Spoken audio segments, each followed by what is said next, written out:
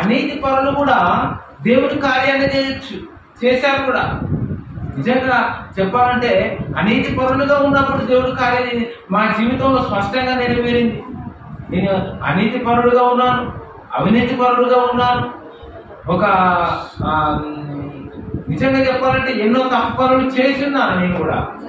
కానీ దేవుడు అనీతి పరులకు కూడా దేవుడి యొక్క అధికారాన్ని మనకు అనుగ్రహించాడు. మార్కు సువార్త 9వ అధ్యాయము 38వ వచనం. అంతటా యోహాను బోధకుడా ఒకడు నీ పేరిట దయ్యములను వెళ్ళగొట్టుట చూచితిమి, వాడు మనలను వెంబడించువాడు కాడు గనుక వారిని ఆటంకపరిచితిమని చెప్పాను. హల్లెలూయా.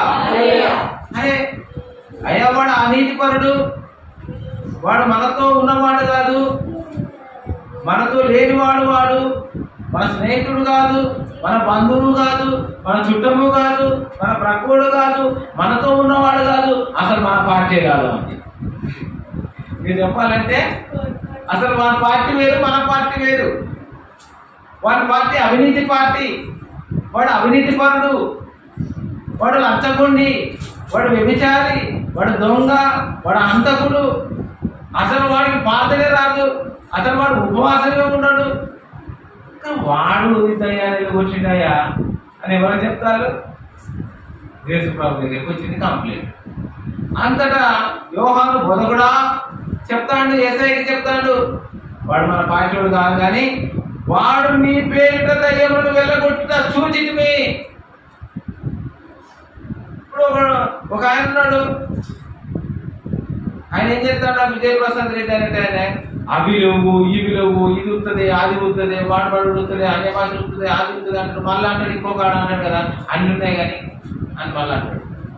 ఇటు చెప్తాడు, అటు చెప్తాడు. 2 నాలుగేళ్ల వ్యక్తి వాక్యం పట్టుకొని చూపిస్తే నేను చెప్పేదంతా కరెక్టే అనిపిస్తుంది. కానీ ఇక్కడ కూడా ఒక మాట చాలా జాగ్రత్తగా ఉంది. ఇది ఒక్కటి మనం హృదయంలో చొచ్చుకొని పోవాలి. నీ పేరిట వాడెవడో కాదు, కానీ ఇక్కడ జరుగుతుంది. ఎవరి పేరిట జరుగుతుంది? మంచోడు కాదు కావచ్చు, దొంగోడే కావచ్చు, కానీ ఎవరి పేరిట చేస్తాడు? నేను నా పేరిట నేను దయ్యాన్ని వెళ్ళగొడతాను అంటాడా? ఆయన పోయి ఉంటాడు, ఏ శ్రామాలకు పో అంటాడు, పోతుంది. ఏ శ్రామాల రోగం పో అంటే పోతుంది. ఎవరినో పట్టుకుని మీరు రోగం తీయంటే అవుతుందా? అది దేవుడి ఇష్టం అయ్యా. ఎవరి ఇష్టం వాళ్ళు. దేవుడికి కార్యం చేస్తాడు. కొంతమందికి అవుతుంది, కొంతమందికి కాదు. అట్లాంటి దేవుడు చేతగానవాడు కాదు. విశ్వాసాన్ని బట్టి, వారికి ఉన్న నిరీక్షణను బట్టి, వారికి ఉన్న ప్రార్థనను బట్టి, వారు ఆశపడుతున్న ఆశను బట్టి స్వస్థతలు జరుగుతాయి. ఇప్పుడు ఆ దేశంలో చచ్చిపోయిన వాళ్ళు ఎంతమంది లేరు? ఒకరున్నారు యేసు ప్రభు దగ్గరికి వచ్చారు, యేసయ్యా ఇదిగో నాయన మా కుమార్తె చనిపోయింది, లేకపోతే మా కుమారుడు చనిపోయాడు, మీరు రాండి అంటే ఒక ఆయన అంటాడు, అయ్యా నువ్వు నా ఇంటికి రావడానికి నేను పాత్రుడను కాదు, నువ్వు మాట మాత్రం సెలవిస్తే చాలంటాడు. నువ్వు ఒక మాట చెప్పు, ఒక సెలవు ఇట్లా చెప్పేసి చాలంటాడు. నా కింద సైనికులు ఉన్నారు, ఒకటి బొమ్మంటే పోతుంది, ఒకటి రమ్మంట. మన కింద సైనికులు ఉన్నాం, మనం ఏం చేస్తాం? ఆయన రమ్మను జరగదండి కార్యం. ఒకసారి డాక్టర్ టీచర్స్ దినకరం గారు ఏం చేశారంటే, తను వెళ్తున్నప్పుడు ఒక గొప్ప ధనవంతుడు వచ్చి, అయ్యగారు మీరు మా ఇంటికి రావాలి అయ్యగారు అని చెప్పేసి పాస్టర్ గారికి దండం పెడితే, అయ్యగారు నేను వస్తాపా అని చెప్పేసి డాక్టర్ టీచర్స్ దినకరం గారు వాళ్ళ ఇంటికి వచ్చి, ఏమైంది అంటే మా ఇంట్లో ఈ వ్యాధితో బాధపడుతున్నారు, క్యాన్సర్తో బాధపడుతున్నారంటే, ఆ క్యాన్సర్ కొరకు నాజరేయుడైన యేసు నామమున క్యాన్సర్ వెళ్ళిపో అని ప్రార్థన చేసి అయ్యగారు వెళ్ళిపోయాడు. అయ్యగారికి వెళ్తున్నప్పుడు 1,00,000 రూపాయలకు పైగా కానుక చెల్లించాడు. దేవుని స్తోత్రం. ఏం చెల్లించాడట? ఎంత? 1,00,000కు పైగానే కానుక పెట్టిందట. అయ్యగారు కానుక తీసుకున్నాడు, వెళ్ళిపోయాడు. 1% కూడా స్వస్థత రాలేదట. ఎంత? 1% కూడా స్వస్థత రాలేదట. ఇప్పుడు వచ్చింది ఎవరు? పెద్ద అయ్యగారే. వచ్చింది ఎవరు? పెద్ద దైవ సేవకుడే. చేసింది ఎవరు? పెద్ద దైవ సేవకుడే ప్రార్థన చేశాడు. కానీ స్వస్థత 1% కూడా రాలేదట.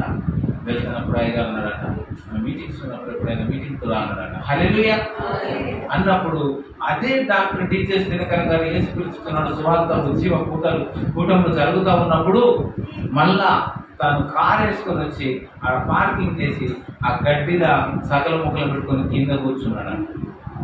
అక్కడి నుంచి ప్రార్థన చేస్తున్నాడు. స్టేజ్ మీద ఉన్నాడు. రోగమా క్యాన్సర్ అని నాజరేయుడైన యేసు నామమున నిన్ను వెళ్ళి పొమ్మని ఆజ్ఞాపిస్తున్నానని చెప్పాడు. అంతే. తర్వాత ఆయన పోయి టెస్ట్ చేయించుకుంటే క్యాన్సర్ రోగమే లేదు. ఒకసారి గట్టిగా చెప్పకపోతే ఇప్పుడు డబ్బులు కూడా ఇవ్వలేదు. డబ్బులు ఇచ్చిన స్వస్థత రాదండి. నేను అయ్యగారికి కానుక పెడతా, కనుక అట్టాన్ని పెట్టకుండా పనిచేసేది. అయ్యగారికి కనుక పెడితే అసలే కనుక పెడితేనే మొదటి స్వస్థత అని నువ్వు 10,000 తీసుకొచ్చిన రాదు. కానీ నీవు విశ్వాసంతో ప్రార్థన చేస్తేనే స్వస్థత వస్తుంది. నువ్వు విశ్వాసంతో ఉంటేనే వస్తుంది. విశ్వాసంతో తగ్గించుకుంటే వస్తుంది. మేలు ఎక్కడి నుంచి వచ్చింది? ఆయన ఎవరైనా ఇదిగో నా కింద సైనికులు ఉన్నారు, ఒకరిని పొమ్మంటే పోను, ఒకరిని రమ్మంటే వచ్చును, కానీ నీవు నా ఇంటిలోనికి రావడానికి నేను పాత్రుడను కాదు, యోగ్యుడను కాదు. అంతే, రైట్. అప్పుడే ఆయనకు వచ్చింది దేవుని స్తోత్రం, హల్లెలూయా. అప్పుడు ఆయన సంపూర్ణ స్వస్థత పొందుకున్నాడు, గడ్డిలో కూర్చున్నాడు. అదే మనమైతే కుర్చీ ఆపినా కానీ దిశ కుర్చీ నాని, కుర్చీలోనే కూర్చోవాలి అంటే నెట్టి మరీ కూర్చుంటాం అనుకో స్వస్థత వస్తుందా?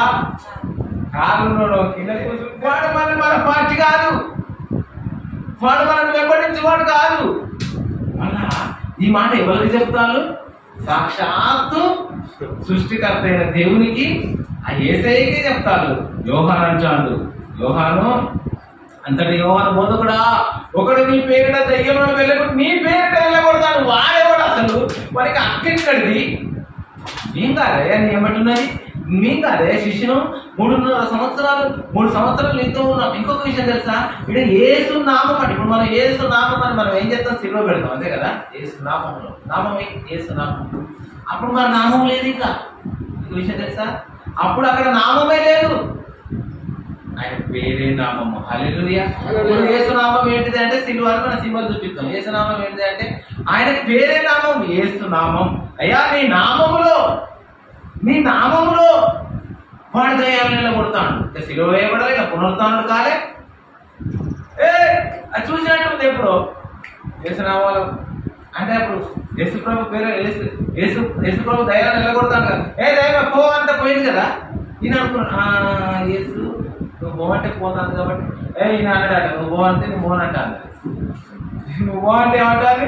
నువ్వు పోనంటే ఈయన అన్నాడు కదా, యేసు ప్రభు నామాలు చెప్తాను పో అన్నాడు. ఎప్పుడు వెళ్ళిపోయినాడు. వీళ్ళు చూసినాడు, నీ శిష్యులకు మేం చేయాలి, ప్రార్థన పెట్టేవాళ్ళు మేం చేయాలి, ప్రార్థన కానివాడు వాడు ఎట్లా ప్రార్థన చేస్తాడు? వాడికి అధికారం ఎక్కడిది? ఇప్పుడు 10 సంస్థలు ఇట్లా స్వస్థత జరుగుతుంటే వాళ్ళు దొంగలు వీళ్ళు దొంగలు. బైబిల్ కూడా చెప్తాంది దొంగలే వీళ్ళు దొంగలే మరి. కానీ వాడు మనల్ని వెంబడించి వాడు కాదు కదా, వాడు మనవాడు కాదు కదా, వాడు అనీతి పరుడు కదా, వాడు దుష్టుడు కదా, వాడు దుర్మార్గుడు కదా, వాడు యేసయ్యను వెంబడించే వాళ్ళు కాదు కదా, మనతో లేనివాడు కదా, మన పార్టీ వాడు కాదు కదా, మన కులపోడు కాదు కదా, మన బంధువు కాదు కదా, వాడు తక్కువ కులస్తుడు, అసలు వాడు ఒంటి మీద సరిగ్గా బట్టలు, అసలు వాడు మంచిగా ఇస్త్రీ బట్టలు లేవు, అసలు వాడు కోసి పెట్టుకుని ఉన్నాడు. వాడు వాడడం నీ పదాన్ని వాడు ఎలా కొట్టడం ఏంటంటే మనం వాడుకున్నాడు, కార్యం జరిగింది, నువ్వు వాడుకుంటలేవు. నేనేం చేయాలి? కాలం కలిగిన వ్యక్తి ఆయన సమస్తమైన పాదముల కింద ఉంచాడు. అందుకని 39:40 చూడు. దయ్యములు వెలగొట్టుట చూచి మీ వాడు మనల్ని వెంబడించి వాడు కనుక వారిని ఆటంకపరిచి చెప్పిన. అందుకు యేసు వారిని ఆటంకపరచొద్దు. ఎవరైనా దేవుడి కార్యాలు చేస్తా అంటే ఆటంకపరచొద్దు. పరిచయం ఇప్పుడు చాలా మంది అయిపోయారు. అది ఎట్లా చేస్తారు, ఇది ఎట్లా చేస్తారు, వీళ్ళు అంతకులు దొంగలు, వీళ్ళు అది వీళ్ళు రూము వీళ్ళు గారడి అని అదని ఇదని అంటారు ఇట్టాంటారు పడేస్తారంట. ఒకడు మురుసుకు కట్టుకొని పడిపోయాడు, వాడు విలువలో లాడి పడిపోయాడు, నేల పడి బొర్లిండట. వాడు అయ్యా అనేకులు చూసి ఇప్పుడు చచ్చిండు అనుకున్నాడట. దేవుని స్తోత్రం, హల్లెలూయా. ఆవిడ చచ్చిపోయాడు అనుకుంటే తర్వాత నువ్వు లేదంటే వాడు వేసిండు. దేవుని స్తోత్రం కలుగును గాక, హల్లెలూయా. అయితే వారిని వెంబడించి వాడు కనుక వారిని ఆటంకపరిచిందని చెప్పి అందుకు యేసు వారిని ఆటంకపరచబడి నా పేరు అద్భుతములు చేసి నన్ను చులకనగా నిందించగలవాడు ఎవడు లేడు. వాళ్ళ మంచులు కాదు వీళ్ళు మంచులు కాదు, నువ్వు ఎందుకు చెప్తావు? నన్ను చులకనగా చూసేవాడు ఎవడు లేడు. ఒకవేళ ఎవడైనా ఏ కార్యమైనా చేస్తానంటే నా పేరుని చెప్తాను చేసుకొని. ఒకవేళ మనకు విరోధి కానివాడు మన పక్షంలో ఉన్నవాడే. మీరు క్రీస్తు వారని నా పేరుత మీకు గిన్నెను చన్నీళ్ళు ఇచ్చేవాడు తనకు రావాల్సిన ఫలము పోగొట్టుకోవడానికి మీకు నిశ్చయముగా చెప్తున్నాను. నా యందు విశ్వాసం ఉంచేవాడు చిన్నవాళ్ళలో ఒకరిని అభ్యంతరపరిచేవాడు వాడు మెడకు నాతో అభ్యంతరంగా ఉన్నవాడు పెద్ద రాయి కట్టుకుని నది దొరికినట్టు అభ్యంతరం కలిగజేసేవాడు. అందుకే అంటున్నాడు ఆయన. మత్తయి సువార్త చూడండి, మత్తయి సువార్త 7వ అధ్యాయము, పక్కనే కొంచెం రివర్స్ వెళ్ళండి, 7వ అధ్యాయము 21 నుంచి చూసుకుందాము. అయితే ఇక్కడ ఈ మాట చాలా జాగ్రత్తగా విందాం. ఎవరో శిక్ష చేసి నేను చెప్తానా మార్చుకో, నేను చెప్తానా మార్చుకో, దేవుడు నాకు అధికారం ఇచ్చిండు, నీ పద్ధతి నీది, నా పద్ధతి నాది. అందుకని ఇక్కడ అంటున్నాడు ప్రభువా 21వ వచనం, 7వ అధ్యాయం 21వ వచనం, మత్తయి సువార్త 7వ అధ్యాయం 21వ వచనం. రైట్. ప్రభువా ప్రభువా అని నన్ను పిలుచు ప్రతివాడును పరలోక రాజ్యంలో పరలోకమందున్న నా తండ్రి చిత్త ప్రకారము చేయువాడే ప్రవేశించును. పరలోకమందున్న నా తండ్రి చిత్త ప్రకారము చేయువాడే పరలోకంలో ప్రవేశించును. ఆ దినమున అనేకులు నన్ను చూచి, ఇక్కడ చూడండి అనేకులట, అంటే లెక్కలేనంత మంది నన్ను చూచి ప్రభువా ప్రభువా మేము నీ నామమున ప్రవచింపలేదా. చాలా జాగ్రత్తగా, నీ నామముల మేము ప్రవచనం కూడా చేశాం కదా ప్రభువా, నీ నామమున దయ్యాలను వెలగొట్టలేదా, నీ నామమున అనేకమైన అద్భుతములు చేయలేదా అని చెప్పుదురు. వీళ్ళు ఎవరైతే ఇష్ట ప్రకారంగా దేవుడు నడుచుకోవాలి. దేవుడు దయ్యం పో అంటే వాడు మనం వెంబడించేవాడు కాదు, అని పో అంటే పోయింది. వాడు మన పాటివాడు కాదు, పో అంటే పోయింది. మంచిదే, కానీ ఒక సమయం వస్తుంది. ఒక సమయం వచ్చినప్పుడు ఏం చేయాలంటే, నీ దయ్యాలు వెళ్ళగొట్టి నేనేదో గొప్పవాడిని, నేనేదో ప్రార్థన చేస్తాను, నేనేదో గొప్పవాడిని కాదు. కానీ అందుకని ఏమంటుందంటే, నీ నామమున మీకు ప్రవచించలేదా ప్రభువా, 22 వచ్చి ప్రభువా నీ నామమున మీకు ప్రవచింపలేదా, నీ నామమున దయ్యాలను వెళ్ళగొట్టలేదా, క్వశ్చన్ మార్క్. నీ నామమున అనేక అద్భుతాలు మేము చేయలేదా. ఎవరి నామమున చేసినావు? యేసయ్య నామం. ఆ యేసయ్య నామము నీకు ఇచ్చిండు. అన్ని నామముల కన్నా పైనామము, అన్ని నామముల కన్నా అధికారం కలిగిన నామము. ఈ లోకంలో ప్రపంచంలో ఆయన మించిన నామం ఇంకొకటి లేదు. అది ఆయన నామం కింద అన్ని సమస్తమైన పాదముల కింద కృంగిపోయినట్టు, ఆయన పాదముల కిందనే ఉంచాడట. ఇక నువ్వు ఏ నామాన్ని పట్టుకొని ఎలాడినా ఎక్కడ ఏది లేదు. ఎక్కడైనా ఎవరైనా మంచోడే కానీ చెడ్డోడే కానీ ఏ పని చేయాలన్నా యేసు నామాన్ని ఉపయోగించకుండా వాడు చేయలేదు. అంతేనే మాకు ఒక దైవ సేవకుడు చెప్పేటప్పుడు, ఒక తాగుబోతుడు వచ్చి దయ్యాన్ని కొట్టిండట. తెలుసా, తాగేటోడు అట వాడు. గో అన్నాడు దయ్యాన్ని. వెళ్ళిపోయినాడు నిజంగా. ఎందుకు తాగేటోడు గిట్టు కొట్టిండ్రా అని పరిశాన్ అయిందట. అయితే నేను కూడా అనుకుని అప్పుడు చాలా చిన్నతనంలో చాలా చాలా చాలా చాలా చాలా మంచి మంచి పనులు చేసింది. అంత ఇక అధ్యక్షులు అన్నట్టు మంచి పని. అట్టంటోళ్ళని దేవుడు వాడుకున్నాడు. అలాంటి సమయంలో కూడా పొత్తులు లేస్తే తిట్టుడు కొట్టుడు అసలు ఇక మా అంతా లేలేడు, అసలు పుట్టడు కూడా దిగాల. కానీ ఇప్పుడు ఏం బట్టిలో గిల కొట్టుకుంటా అంటే మమ్మల్ని పిలుచుకొచ్చి ట్యూషన్ పోతే 7వ తరగతి ట్యూషన్ పోతే గంట పిలిచి ప్రార్థన చేయాలంటే 2 బుక్కులు ఇచ్చేది. పాటలు బైకులు కూడా లేదు అప్పుడు మాకు. మేము వేసేది వచ్చి 2 పాటలు వేసుకోగల దయ్యం గొడగడగడలాడించి ఎగిరించి దుంకిచ్చి వెళ్ళిపోయేది ఆ చిన్నప్పుడే. ఇప్పుడు ఎవరు చేసిన కార్యం ఆయన వాడికి రాగానే పెద్ద కార్యం జరిగేది. మనం మేము చేసే పనులన్నీ చేసుడే. ఇది వాటికే ఇప్పుడు చూస్తే ఇప్పుడు అనిపిస్తుంది, ఈ కోల ఇప్పుడు పెద్ద పెరిగినాక బాప్తిసం తీసుకొని వారి మనసు కోసం బాప్తిసం ఒకసారి మాన మనసుతోనే పొందుకోవాలి. అంతేనా?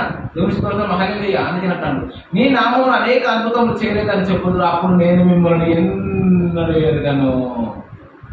ఇది చేద్దామా?